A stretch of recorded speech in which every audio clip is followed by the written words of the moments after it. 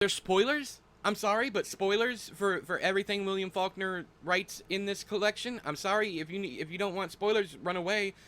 I didn't say that. I'll say it up front next time. I'm sorry. I'll do a spoiler warning. Spoiler warning for this book. Let's see if I actually put it at the beginning of the video. Anyways, hello everybody, E here. Welcome back to another book review. Kinda. Let me explain. I am working my way through the National Book Award winners all the way from 1950 all the way to present day. I am doing the winners only right now, and if I have time, if I manage to get to them, because we're talking about 70 books here, if I manage to get through all of them, then I'll go and start reading the finalists as well. So I already did The Man with the Golden Arm by Nelson Algren. The review should already be up on the channel. In fact, I'm positive it is because I responded to your guys' comments, so never mind. He won the very first National Book Award in 1950. In 1951, William Faulkner won for his collected stories. So yeah, this is the book itself. The problem, and why I said this is kind of a review, the problem with this is I do not want to review this entire book in one go. The reason for that is I want to talk about each and every story, what I took from them, what they mean to me, what they actually mean, all that stuff. Problem is, there's 42 of them, and it's a 900-page book. So yeah, I am going to chop this up. Luckily, this is in different sections. I don't know if you guys can see it. There's the country, the village. There's different parts here. So I thought I would make a series of reviewing these. I've already gotten the first two parts done, which is the country and the village. And today we're going to be talking about the stories that are listed in the country. I also took a break right here at the wilderness, which is part 3. So I figured now would be a good time to talk about them. Also, I will be returning. I will be returning to this in future videos and telling you whether or not I caught things that tie into other stories. There is way too much here. I'm not going to do a Thursday Theorist for William Faulkner, but it seems like the vast majority of his stories happen in the same fictional county. In Mississippi, and they have a bunch of recurring characters like Snopes and a couple other ones.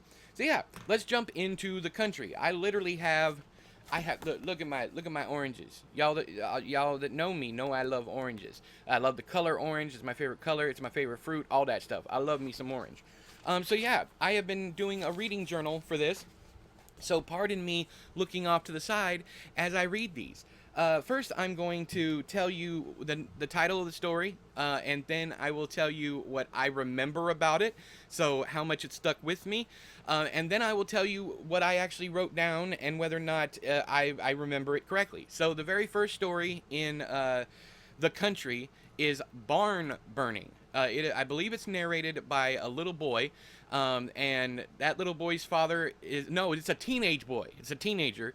And his father is not a good man. He's constantly destroying other people's property, and when they come to him wanting a repayment or recompense or whatever, he ends up burning down their barn. He's a piece of dookie. But I love this story for the ending, because the kid goes and breaks the cycle of trauma by running away. It seemed like everybody else in the family was on board with what dad was doing, what the husband was doing. You know, the same guy. I'm talking about the same guy here. But, you know, mom was okay with it. Everybody else in the family was okay with it. But the teenage boy was like, hell no, I'm out of here. I'm going to break the cycle. Now, what did I write about it? A story about the importance of leaving behind toxic family members. A boy escapes his childhood home and an abusive father who would burn down anyone's barn if they crossed him. There you go. Fair enough, fair enough. Ah, smooth. Next up, we have Shingles for the Lord. I remember this being a comedy. I recall that it's about a group of men that have agreed to reshingle a roof, the church roof, I believe it is. And there's some dealings going on because well, first off, actually I remember a lot about this one. It's very, very visual. I remember that there's a father, and once again it's narrated by the son, But this son looks up to his father. Also, there's spoilers. I'm sorry, but spoilers for everything William Faulkner writes in this collection. I'm sorry if you don't want spoilers, run away. I didn't say that. I'll say it up front next time. I'm sorry. I'll do a spoiler warning. Spoiler warning for this book.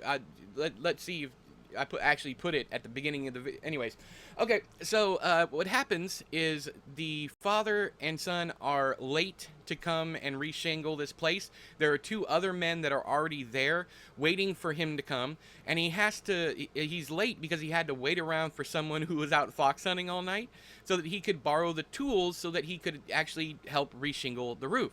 When he gets there, one of the men is like, "Hey, you're late. You're gonna have to finish this up by yourself tomorrow. We only put in for today." And there's a bunch of stuff about I guess like wages and time and whatnot, because before this time in history, at least in America, I believe they would get paid per job and not get paid per hour. So now that they're going to the per hour system, this guy is mad because he's lost 2 hours of pay or something along those lines. And then the father starts scheming and trying to figure out, trying to convince the man to go into a deal with him about a dog that he supposedly owns half of. The wheeling and dealing really got me, especially when you find out that the man, the wheeling and dealing, while still honest, it was almost like a lie of omission because he owned the entirety of the dog. So he was going to come out on top, basically. But how he was going to come out on top was he was going to go back. Him and his son were going to go back that night and finish up their end of the job, so that the next day when the guy got there, something would happen, and it wouldn't have been as good of a deal as it seemed. So he was wheeling and dealing and whatnot. But in the meantime, they accidentally burned down the church, and then all the men have to rebuild it. I don't know why all of them did. You would suspect that the one that burned it down would have to be the one, but anyways, they all chip in, and maybe that's a whole theme or whatever that I missed. But anyways, what did I write down? A comedy about a man whose scheming leads to even more trouble. The story, narrated by his son, is hilarious. I did laugh. I thought it was really, really funny. Second story in, and the second to have fire. Is this a theme throughout Faulkner's stories? Actually, it seems that way. There's a lot of fire stuff in here. I'll have to read more, as I've only read As I Lay Dying and Barn Burning. So yeah, at this point in my life, I've only read As I Lay Dying, and I don't remember too much about it. I'm going to have to reread it, but only if I get through all these other books. I remember enjoying it. I think there's a review up on the channel, honestly, so after this, I'll go watch it. Okay, so the next one is The Tall Men. The Tall Men. Is this the one about... Hang on. Is this the one... It's like you guys are rushing me. No, never mind. I think this is the one about the guy that's going to arrest the sons for dodging the draft. And it seems like the story was about how much the government was taking away from people, how many rights they were taking away. I think that's what it was about. And then at the end, I do remember they buried a leg, and I thought that was significant for some reason. So there's an old man in bed. His leg has been damaged. The doctor says the only way forward is to amputate the leg, and the sons the whole time are standing there like, I'm not going to leave my father until we get this done. And then the cop that follows the Fed there refuses to leave and makes him stay until the leg's cut off. I don't think I remember too much about this. I know I did a short talking about it, but I think it's about how the government takes more and more away as time went on. And how I think that the symbolism of that was them burying the dude's leg that the doctor chopped off at the end, them burying it, how they took away piece by piece by piece, a little bit more every single time. Anyways, so I wrote Small Town America versus Big Government. When a government investigator arrives to a rural home to arrest two boys for draft dodging, he gets a lesson in overreaching government and how it takes away piece by piece. Okay, am I smart? Is that what it's actually about? I don't actually know. So I know I said I would talk about how these story, the actual themes of them, but I don't want to bore you guys. You can go look it up, like I've been looking it up whenever I haven't understood it. So I'm sorry. You got to deal with it. Smooth. Okay, next up we have a bear hunt. I don't remember anything about this other than there was a prank involved. That's all I remember. Let me. Okay, so there's a black man, and he is told to go up and do something or mess with the indigenous people up the hill, and then they mess with him back, and it's like a circular prank kind of thing, but it's all actually like revenge by the end. There's a twist. Anyways, white men prank a black man by sending him to a group of indigenous people to cure his hiccups. I completely forgot about that. Funny, but mostly about race relations. A whole lot of N-words used. That's another thing. I know people are like, hey, it's a sign of the times. No, it's not. And I keep trying to tell people this. It is not a sign of the times. There are so many books from this era, from 1900 to 1950. So many books I have read that do not have the word whatsoever. And yes, some of them are written by Southern authors, set in a Southern setting, and they don't use the word once. Do they say Negro? Yes, they do. That's going to be clipped and shipped all over the place. Anyways, it doesn't matter. I won't be here too much longer. So I the I just, it's not right. It's not everybody back then was racist. Not everybody used the word. William Faulkner, of course, is a Mississippian. He of course he uses it constantly, but not everybody from that time frame used the word. They just didn't. It's not a thing. It's not an excuse that can be used. I'm sorry. And if you get mad about it, go kick rocks. I don't know what else to tell you. Okay, so the next one, Two Soldiers. Love this one. I will remember this for forever. I really love stories like Stand By Me. Well, yeah, Stand By Me and The Body, about a younger boy that looks up to an older boy, and then the older boy either goes off to start working or the army or passes away or whatever. I love that structure. I love it. Oddly enough, I've never done it. I've never written anything like that. Almost nearly 60 novels and 800 short stories, and I have never written that plot. I think y'all just, if I manage to get done with it, I think I'm gonna write a story like that. I might have stayed away from it because of The Body, because everybody named Mama thinks that Bay's End was inspired by The Body, and it wasn't. It was, if you want to know, it was inspired by Dean Koontz, The Voice in the Night, and what? Dang it! The Traveling Vampire Show by Richard Lehman. All right, so what did I write about Two Soldiers? About Pete, narrated by his little brother. Pete goes to join the army after Pearl Harbor.